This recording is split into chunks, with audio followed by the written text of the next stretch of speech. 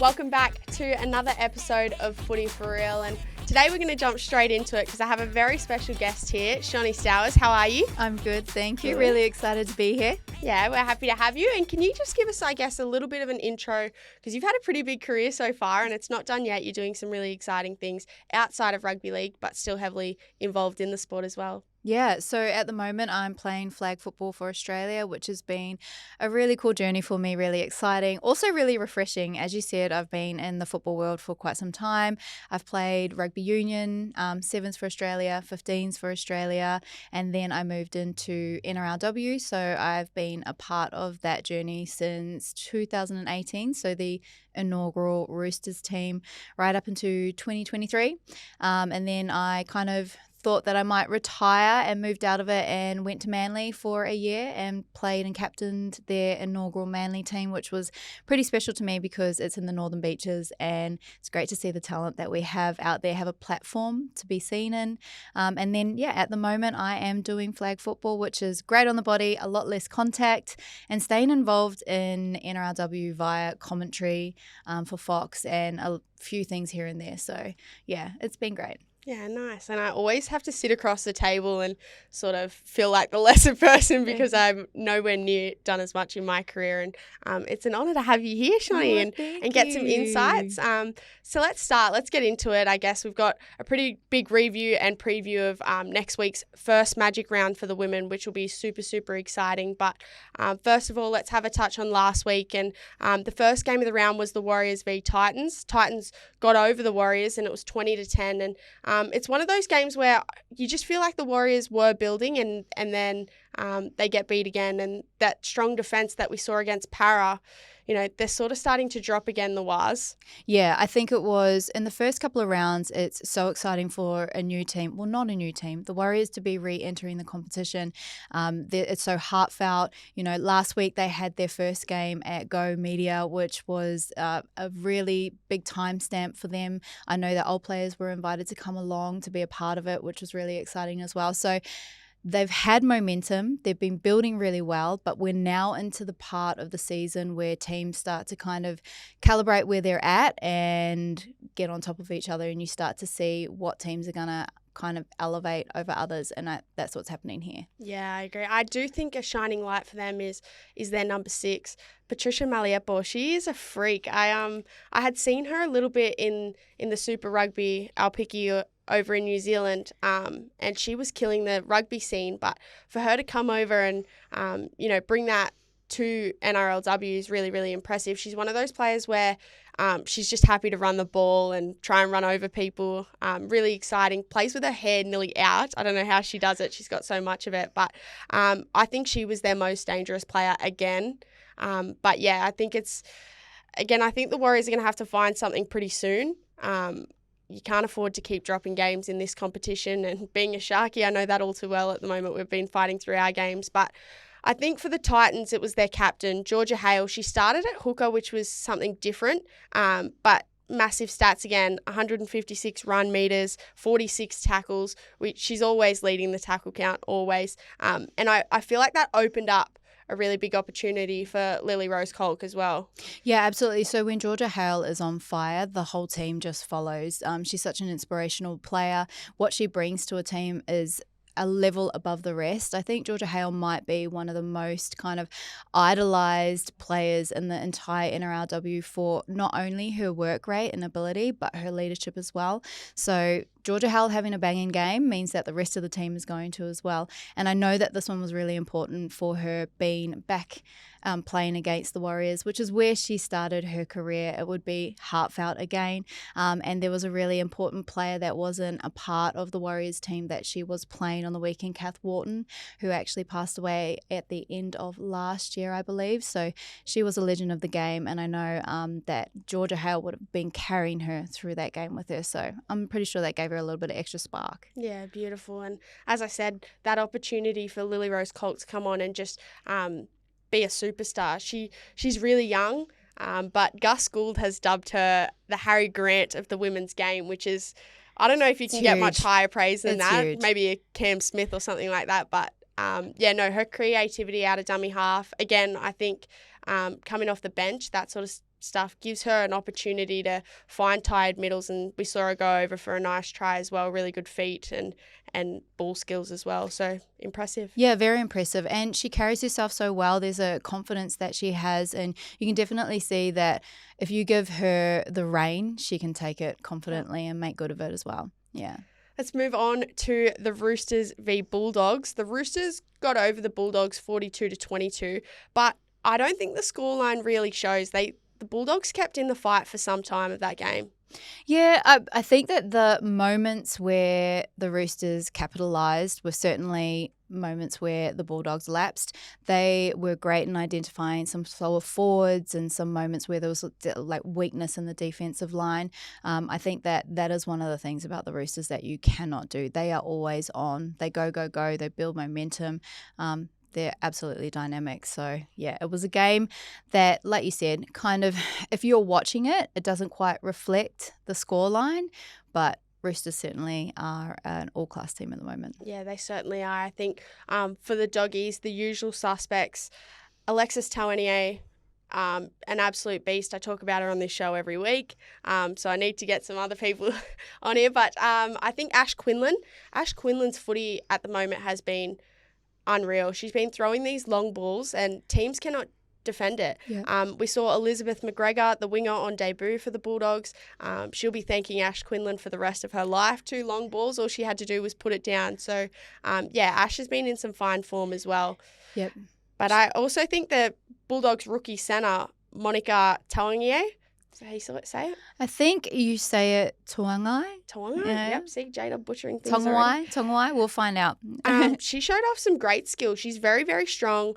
I think she's got that rugby background, and the try she scored, maybe not a try of the year contender after we saw Jazzy Peters from the Cowboys score a great one. But, it was definitely up there with try of the game.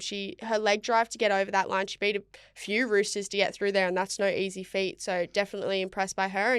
And you're a centre, so how did you find her game? Yeah, that was certainly one of the things that stood out to me. I was like, who is this girl? I knew her name. I knew that she had recently debuted or was debuting. And then to see her just do to get a try all on her own was outstanding. I think the strength of the young girls that are coming through and the talent backed by the confidence is just blowing me away every week. Girls are seamlessly transitioning into these games, and it's really good to see. You said Liz McGregor going to be thanking Ash Quinlan for the rest of her life. Absolutely. It's a dream debut. She had a bit of a hiccup at the very start of the game where she knocked on a ball and then there was a try scored. So she came back with confidence after that, which is good to see as well. And Ash Quinlan, she is absolutely on fire. And I mean, when she went to the Raiders from Parramatta, I knew it was a big loss, but the Raiders have now had even a bigger loss, and we can see that, and we'll probably touch on it later. But Ash Quinlan leaves a big hole in any team that she's left, but she's elevated her game. Yeah. Massively in this team, and I think it's probably to do with culture, morale, being back home in Sydney, but she's definitely playing really well. Yeah, and another one who's playing really well for the Dogs is Andy Robinson. I played a lot with her at the Sharkies. Well, not a lot, I should say, because we both had a few injuries, but to see Andy at the back and being so confident and playing some really good footy. I thought the best part of her game, though, and we don't often say it about fullbacks, and I don't think it's ever been said about me, is how tough she was at the back. She was bleeding. I know that big clash that she had with Jess Surgis was huge, but she saved a dead set try. No one stops Jess Surgis on a line like that and can fight her for the footy. So, massive game from Andy Robinson, and she's just building in confidence at the moment.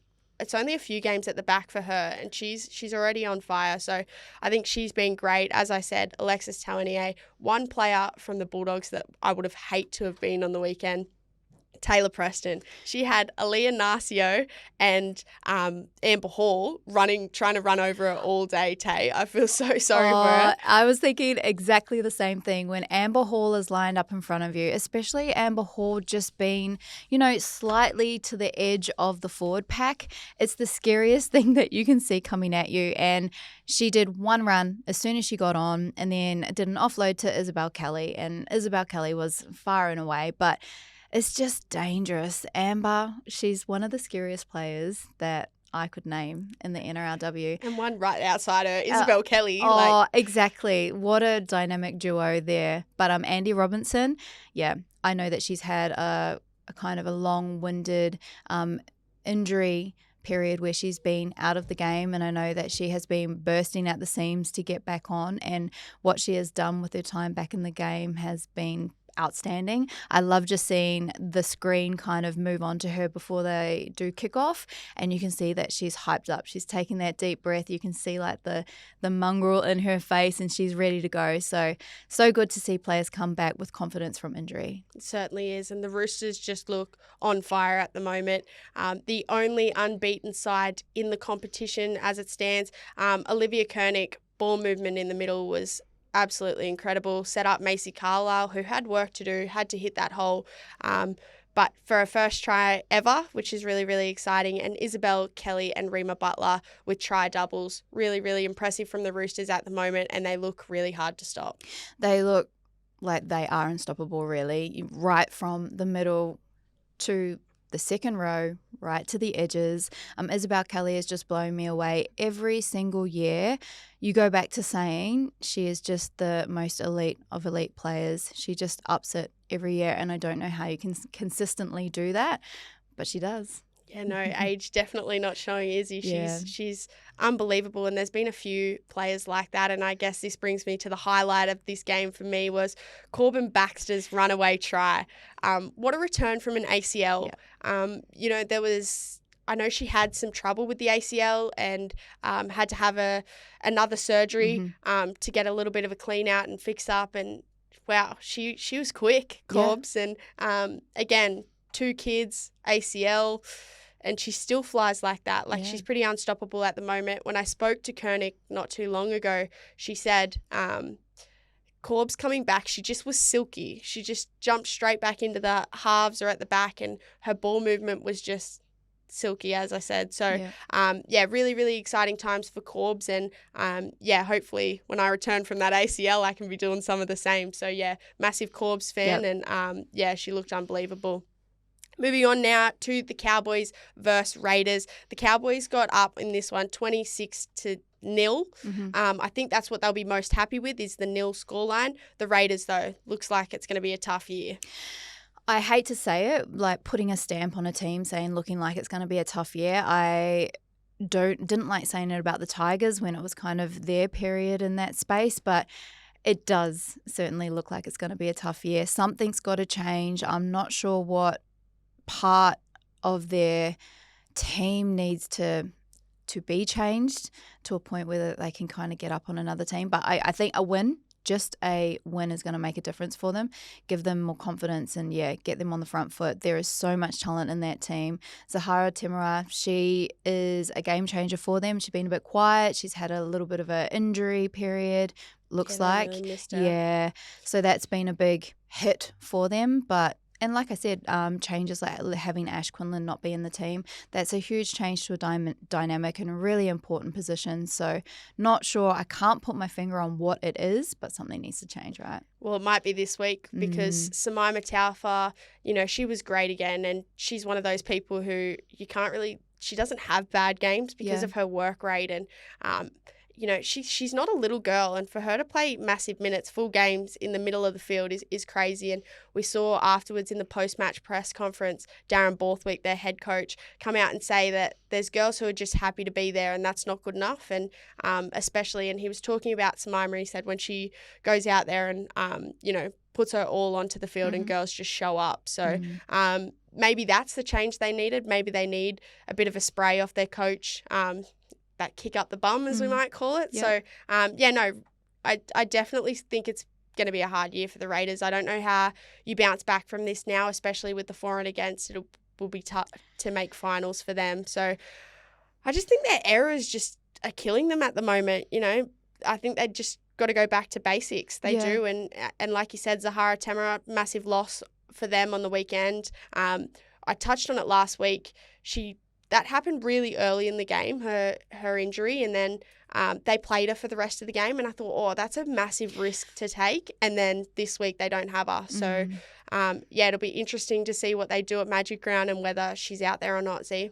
Yeah, but she's got to be at her best when she is out there. And like you said, it's a massive risk just leaving her on. But what do you do? Do you play her not at her best and she's still an outstanding player, or do you take the chance on replacing her? Like, you need the leadership in the team.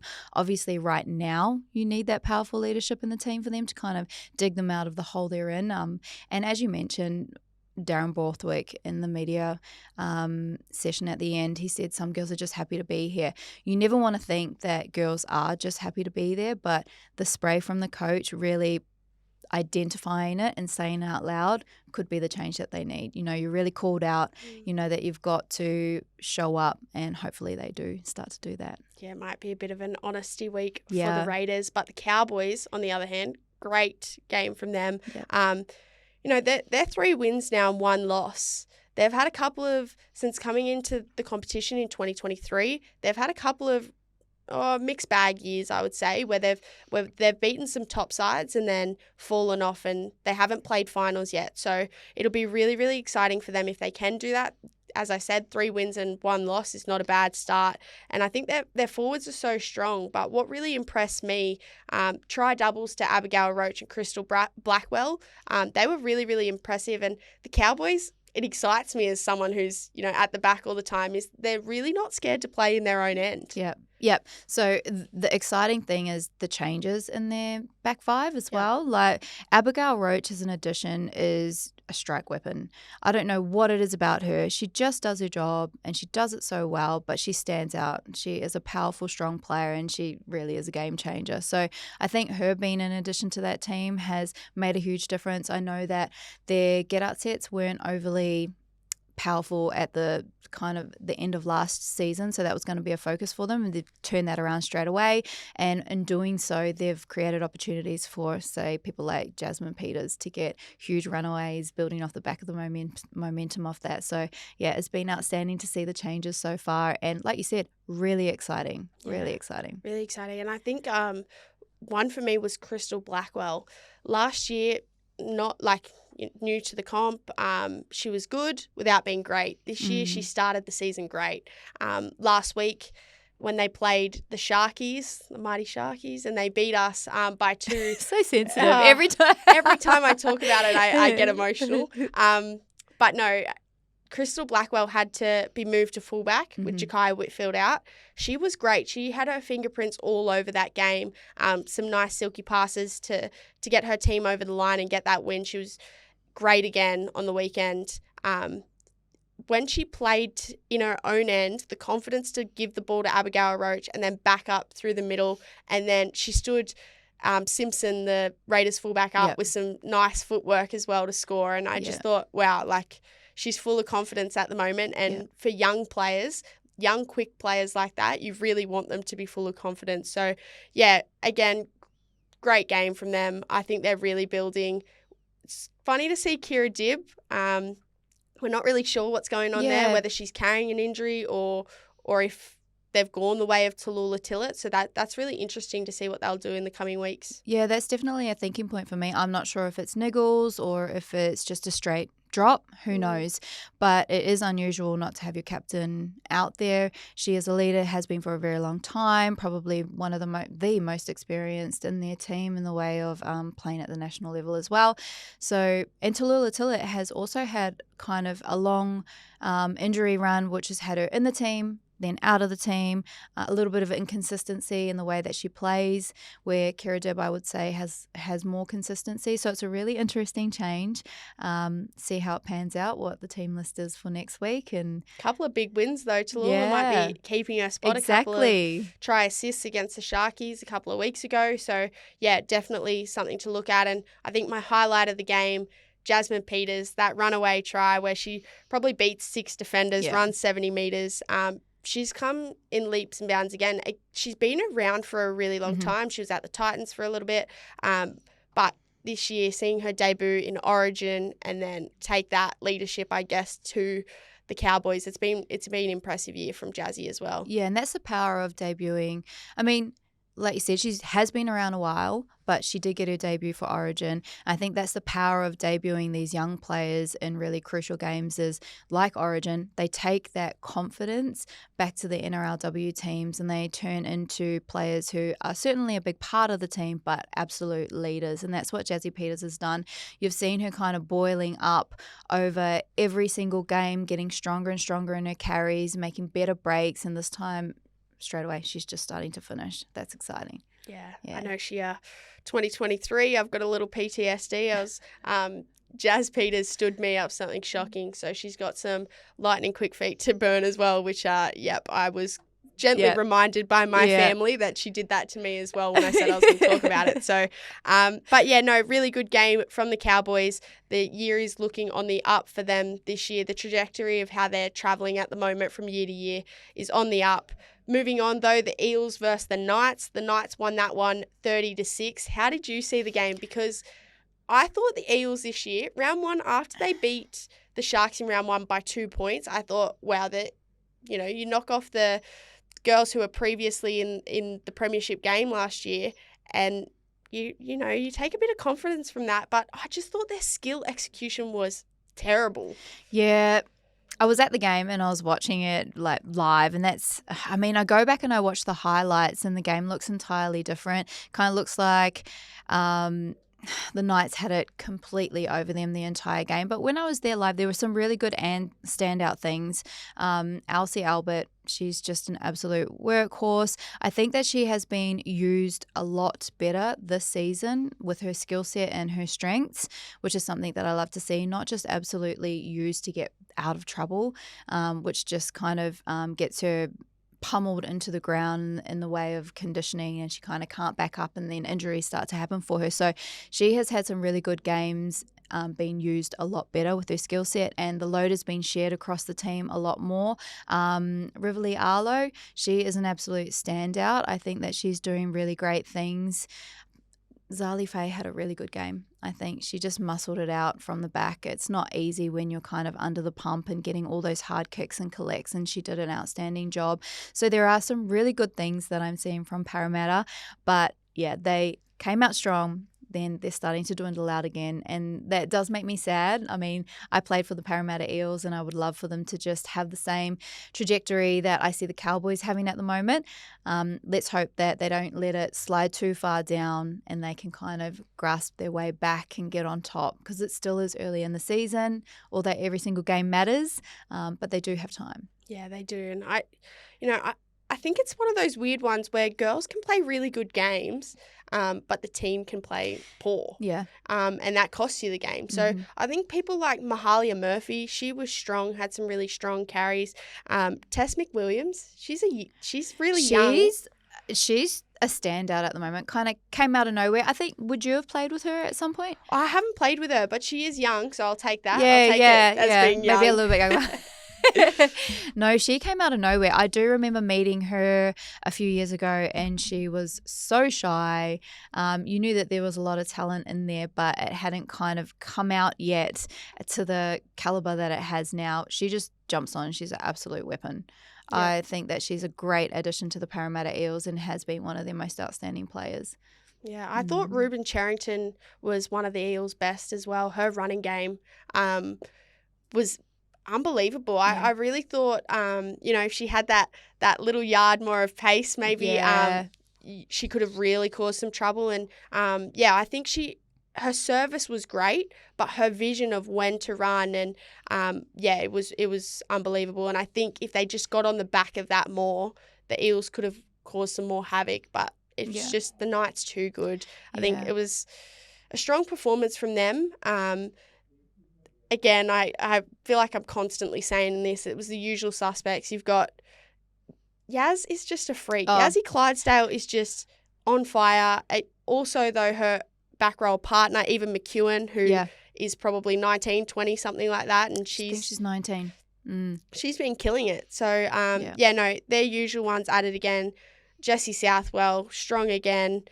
I think that they're just getting better at the moment. I thought I called it out episode 1. I said the Knights losing so many people and losing their co-captains in Tamika Upton and Hannah Southwell was going to be huge for them, and I didn't know how they were going to come back from that. Well, shut up, Jada, because this was Here great. they are. So, I think Bo Vete Welsh is really finding her feet at the back. She had a couple of really good takes, but I think she showed that creativity when she put Tess Staines for that try, and Tess Staines has some wheels. Yeah, as she was running away, and I saw I think it was number 2 on her back, and I was just like, that girl is fast, and she's also on fire. You know, when you're in a certain team, sometimes you can kind of have a ceiling on yourself, and you're not really able to show the talent that you have. But her moving to this team, it's really unlocked a lot for her. Yeah, no, it definitely has. But I think my highlight of the game, Tanika Willison, the centre for Knight, she is cool. And I know what you're going to laugh at too. Her try celebrations lately have been a little bit wild. They are wild. She loves it. And she's so casual, eh? She just jumps up and you're like, is she going to do it? She does it all, full commitment. But I seen a TikTok she posted as well. That wasn't just out of the blue. She's been practicing that as well. So, and the girls got behind her as well. But I think it was a really strong game from her. Obviously, a product of New Zealand rugby, has come over and she's really found her feet. Last year, she was playing. Abigail Roach was obviously there, so she was playing on the wing sometimes, in and out sort of thing. But yeah, I just think she had a great try there, coming off the left foot a couple of times and diving over, and then that ride and thing, try celebration, whatever you want to call it, was that pretty was cool. gold. We love to see it. We do. It's for a good cause. Yeah, exactly. So I think where she's come to from last year, where she was on the wing, and you could certainly see that there was still some sevens kind of policies and movements and like left in her. They've now kind of completely left her, and she's playing league really well. Yeah, she's great. Moving on, Dragons v Broncos. This game was impressive from the Dragons. I know they got beat 30-6, but it was 6-6 in the first half. How did you see the game, Shani? It was like you said, for the first 10 to 15 minutes, it was 0-0, and then there was a try just before halftime, and that was from the Dragons. So I thought that they were off to a brilliant start. I think where it changed was when Tegan Berry kind of did the dangerous tackle. The knee went into Kerry Johnson when she scored the try, and I think that's where the tables completely turned for them. Yeah, just one of those. It's one of those things where it's a bit of a knock on confidence, hey, and the whole team. The Dragons did well while she was off, but I think the intensity just dropped. Yeah. Which you expect as well. I think, again, you can't fault their energy. They're young girls. We know they've got a really young team, and I thought they really, really stood up. They kept them scoreless until Julia Robinson obviously crossed the line just before that halftime break. But I really thought, I think it's the way of the women's game at the moment that if you get on top of a team early, you go a long way into winning the game. And pre-match, I thought the Broncos had run away with the game quite early, and they didn't. So the Dragons have to take a bit of confidence out of that first half performance, but the Broncos just too good. They are building and building. I mean, at the end of last year, they were just losing more and more confidence. It's a total flip of the coin. They actually did end up doing really well, but it's a flip of the coin to some of the aspects of their game from last year. They are pretty in sync. Julia Robinson is just, again, another Isabel Kelly, absolute Amazon specimen. You can't go past them. They are carrying the game from the very start when the inaugural season, and they are still outstanding players right up until now. But with the Dragons, a couple of things that stood out to me was Nita Maynard-Perrin. Just the way she is playing at the moment. It's like, she called her retirement, and then she has decided to come back to a completely new team, which is the Dragons. And it's like her having a little while to observe from a stressless seat. Observe the game has really brought her back with fresh eyes and a new calmness to her. There was a connection for a try between Nita took a tackle, and then Racine McGregor was straight there, connected, took the ball, and then connected with Tegan Berry. And that, who just finds the line. Finds the line. But that was such a beautiful representation of a spine working well, picking up where the other one kind of, allows them to. That was silky smooth, and that was something exciting for me to see. Yeah, and I think Zali Hopkins coming off the bench as well works well. We had to see Zali go. Obviously, Casey Ray got injured, so we hope she's okay. But, yeah, like you said, Nita Maynard, Perrin looking great. Yeah. And, you know, that might be a Semi Bremner. You know, she come back a few times, Semi Bremner, and she was better every time. She's honestly a freak, and we know she's looking after the Dragons at the moment, so she might have told Nita, you know, we need you, we need an old girl who can lead us around. I'm pretty sure that would be the absolute conversation. Like, Sammy Bremner's done it all herself, so she's trialed and proven, and, you know, when she says something to that, like it, or when she picks you as another player and you are an older player, that would certainly give you a lot of confidence, because, you know, Sammy Bremner knows how to see it. She's done it herself. Yeah, I think the Broncos, though, their middle's just too strong. Lena Ducey, oh my gosh, she's just got that offload in her. Everyone knows she's got this offload, and she still gets away with it every game. I know, it's kind of, that's the first thing you say is wrap up her hands. She's got the offload. She's got the strong legs, the stature, the height, and yeah, time and time again. Yeah, her, Aneta Nuasala, Destiny Brill, just creating havoc out there and letting their backs do the work off the back of their good work that they don't usually get credit for. And Bree Clark as well. She's just an all-rounder. She's scoring tries now, doing great runs. She's a kicker, you know, that old school soccer. Who kicks goals. Yeah, her background is soccer. Yeah. So, I mean. Makes sense. Yeah, makes a lot of sense. And she has a go at anything. So I love her confidence. She's like, let me in there, let me have a kick. I love that. Yeah, while we're on kickers, actually, Jessie Southwell, 20 goals in a row at the moment. I think the next one behind her was maybe Meg Ward on 11. So Jessie's almost doubled that. So she's on a, you know, you never want to put the mocker on a kicker. I know that's for sure. But 20 in a row at the moment, and some of them haven't been easy kicks. So she's I thought I'd throw that in there as a fun little fact. But yeah, killing it. And yeah, Tamika Upton too, though, for the Broncos. Everywhere, absolutely everywhere. She's 2 plays ahead of everyone at any given time. We see her come down that short side, and a lot of the time she wants to double pump and sort of put her centre over and try and make the defence make a decision. And I thought the Dragons read that really well, and I went, oh, geez, that's probably the first time we've seen it defended really well. And then all of a sudden they get an offload and she scores. Tamika's just there again. Yeah. She's like, oh, okay, I'm just going to trial this. You got me. I'm going to go the other way. Yeah, she's an absolute beast. Highlight, though, Julia Robinson, her running game just set it up for the Broncos. I thought at the start of the year, her playing in the centres, I was a bit I didn't want to lose her aerial skills and her yardage. Obviously, being in the centres, you still have those yardage carries. But I thought, it's been, again, a masterstroke probably from Scotty Prince there, having her play in the centres. She's super strong. She had 23 hit-ups. Yep. She had 241 run metres and 103 post-contact metres. That's insane for a back to have that many post-contact metres. So, yeah, super impressive from Julia as well. And I think that having Hayley Maddock on the outside as well has opened up the game for her a lot. She is great at taking people to the edge, making that space between her and the centre, drawing them in, and then giving good ball back into Julia Robinson, who, if Julia Robinson catches the ball on the run and has an inch of space, she's dangerous. And being in the centre, she has that space on left and right rather than just one side. So I think that's been a really good dynamic change. And last game of the round, the Sharkies took on the Tigers. Sharkies coming away with that one in a close one, 20-16. And I'm really biased, so I always throw to the other person. Shoni, how did you see the game? Look, it's a tough game. I would have thought that the Sharkies may have had a larger scoreline, but let's be real, they lost a crucial player in the very starting minutes in Brooke Anderson. I mean, that's a huge loss for them. So I don't know if that would have affected their momentum, but, you know, they got the win, which was, I wouldn't say, their flashiest win so far. I think that they could have put more tries on the board, certainly. Yeah, well, I want to hear what you have to say about this. I know it's a sensitive subject, but...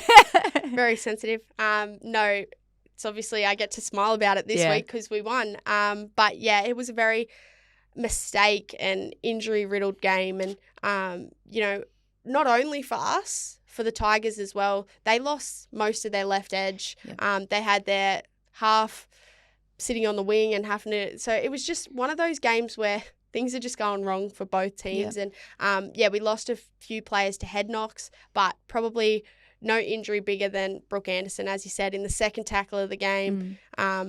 Cat won, so she'll be missing for our matchup next week against the bloody Broncos, where we need Brooke Anderson, but that's okay. Both back rowers again for us, though, on fire. Tale Holmes doing what she usually does as well. She's when you talk about workhorse, you're usually talking about the biggest player on the field who can go and go and go, but she has the biggest heart and she's not got the biggest body, Tale. So, absolute superstar. I think she was probably our best on ground again. Jada Taylor, the other back rower, who in her first starting game made 43 tackles. Wow. That's a huge effort. That is.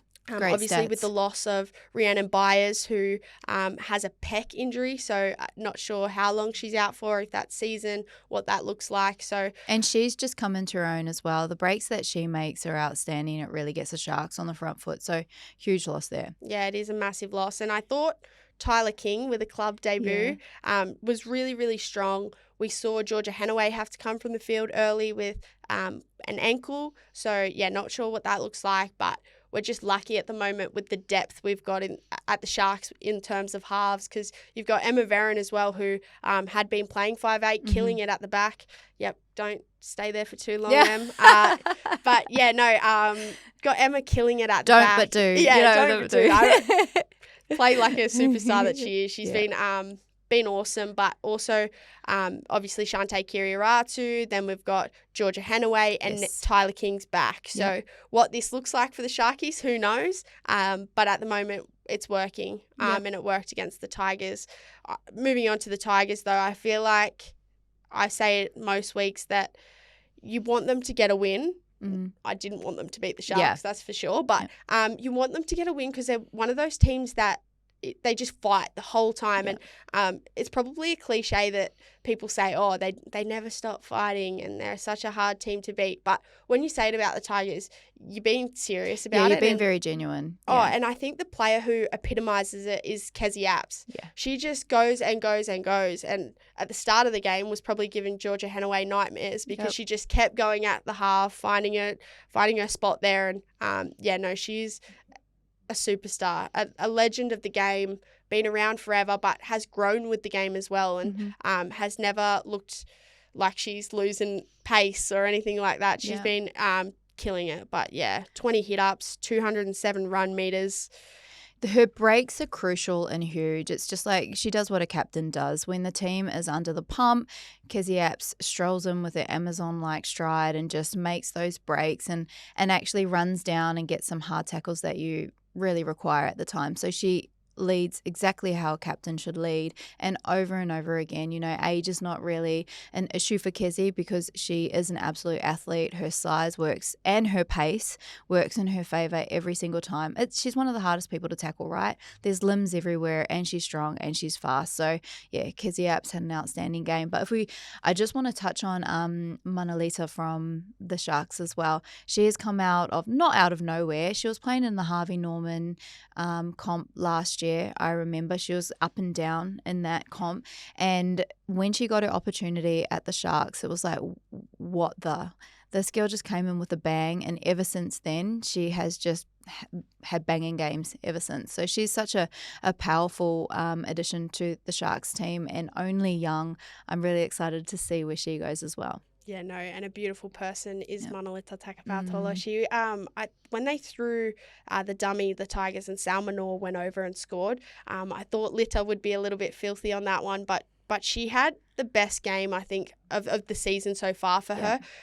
She's a middle who's got really good footwork. She's quick, but she's coming off a knee injury. And I thought she was one of our strongest, if not the strongest middle we had the other night. So, very proud of Lita, and great that we can talk about her because she's had a pretty rough off season and got injured in that Tasha Gale season and then missed out on under-19s. It would have been her second year in a row. So, awesome to see. And Kezzy Apps, she's my highlight of the game. I try not to be biased, so I'll talk about the other team. But if a young girl out there needs, inspiration, Kezzy Apps is your girl.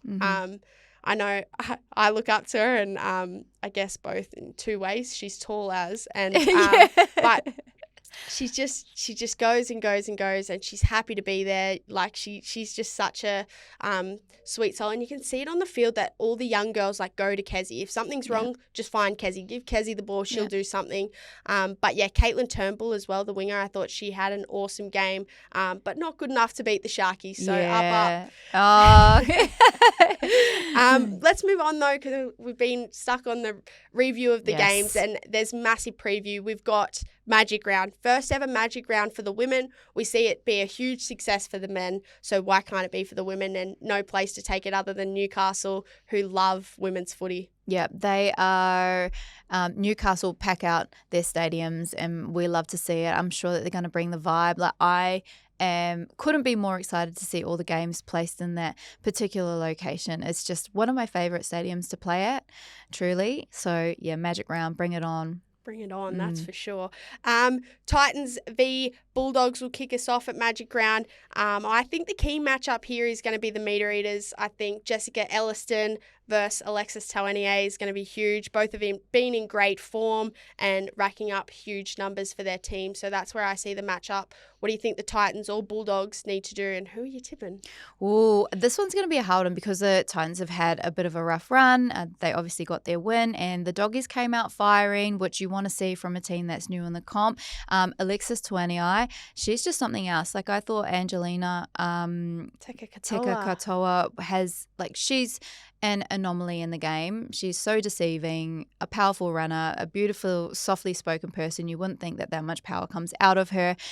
But Alexis has really, they are like a dynamic duo. They're a great match and duo in the middle there. So those two, I think, are going to have a huge game. And Jessica Elliston just taking it away. There's been Shannon Marto has been an absolute loss from the Titans, but Jessica Elliston has really taken it in her stride and started to lead the team from the front. Yeah, and I think seeing Chapo at the back, we've seen her get the ball in her hand. She's strong near the line, that sort of stuff, but she's got that lightning quick pace as well. So I think I'm going to tip the Titans here. I think if they can control the pack, though, it's going to be a huge game from Georgia Hale to try and get her team to control their middles, as we said. Moving on, Tigers v Roosters. What do you like about these two teams, and how do the Tigers, I guess, stop the Roosters? What do they need to do? What do they need to work on? What are they going to be talking about in their team meetings this week? Yeah, it's hard to contain the Roosters for a team that is higher up the table. So to be honest, it's about holding them out, not letting them get those early points. Like you said, if you can at least hold out or gain yourself some early points in the game, that will give you a lot of confidence. But it's going to be a battle right from the kickoff to the end. And Tigers need to stay in this battle, like consistency throughout the game. I'm not really sure if their middle pack can match what the Roosters have to offer at the moment, but anything can happen. Yeah, I don't want to be the one to say it, but I do think the Roosters, if they get on top, they're just going to run away with it. Yeah. I think they'll score too many points. They got try scorers across the park, and Tigers, coming off, they haven't won a game, and you're playing a team who hasn't lost a game. So it's a massive ask, and we've talked about Kezzy Apps. I think she's going to have to be, her and Sala Togatuki are going to have to be the two that try and take the Tigers forward, but I just can't see them. Yeah. Can't see them beating the Roosters. There's another leader there as well, Christian Pio. I think that she's really doing great work in her leadership. And those three, they're enough on the field to get the morale up of the team. If they are steamrolling through the middle, then there might be a change in tone. Yeah, well, I think the scary part about that is Christian Pio come from the field against the Sharkies with that it looked like a knee injury. Again, it's one of those ones where you don't really know, right? No. We're not with them week in, week out with all the different teams, and having the media, I guess, report as much as the men have, where, NRL Physio, actually, he's posting most of them on socials. The updates. I love to go stalk that account. But yeah, no, I said I wasn't going to watch my injury, and then it popped up in my newsfeed. But yeah, no, it's one of those ones where you don't know, and the team list for the women sometimes doesn't look the same as the team that goes out there on the field. So will be very interesting to see if Christian Pio is named as well. Broncos v Sharks. I'm going to call this one. This will be the matchup of the round, I reckon. Yeah, I agree. Sharks have got a point to prove. Broncos are firing at the moment.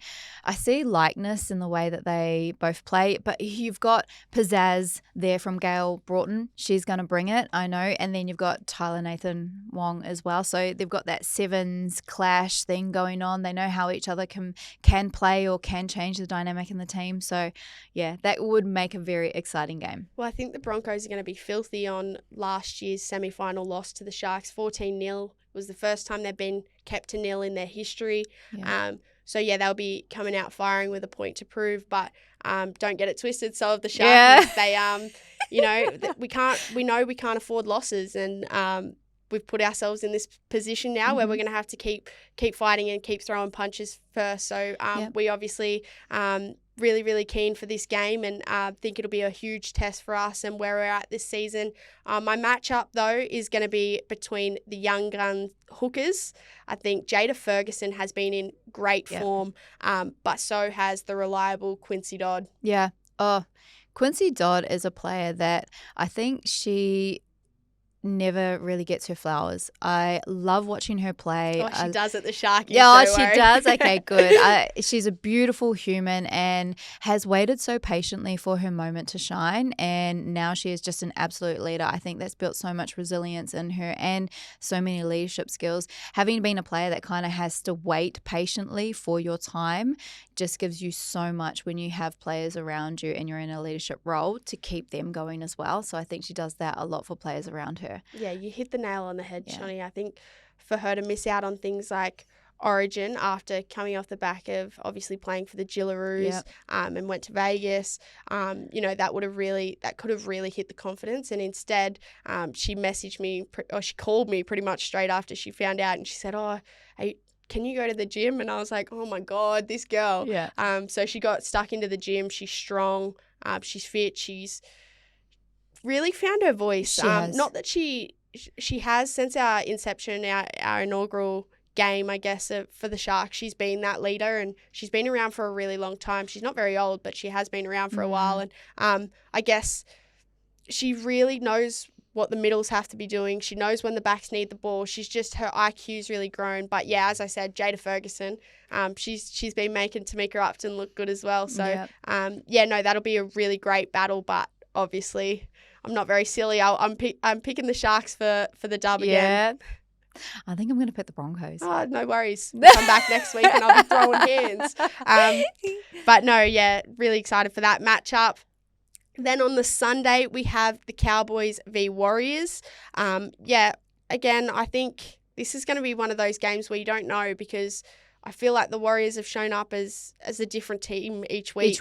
Yeah. I couldn't agree more. It's like, how many levels do you have? How many kind of different styles of game do you play as well? I think it's just new players as well being bled in from the Warriors is creating a lot of different game styles that they haven't yet found which one they want to use. So hopefully by round 5, Magic Round, they're kind of solidified in how they want to play. Yeah, I think the matchup for this round might be some tough centres. Cowboys, Jazzy Peters, we talked about her as well, her strong running game versus the Warriors, Amanita Paki, who's also played for Queensland, so 2 Queenslanders there. She's got really strong one-on-one defence, so I'm really excited to see how that sort of plays out. We know Michaela Brake's been making breaks everywhere. The field, I know. No breaks, no handbrakes. So I'm really excited to watch the backs. Again, I'm biased. The forwards are obviously going to bash each other, but really excited to watch how they play footy and can play with the ball. I'm tipping the Cowboys though. Yeah, I need to see the team list. Yeah, I think that's going to be the difference. Yep. Certainly could be Knights v Raiders. I think there's no question of who I'm tipping here. I'm sorry to the Raiders. As I said, I think it's going to be quite a long year.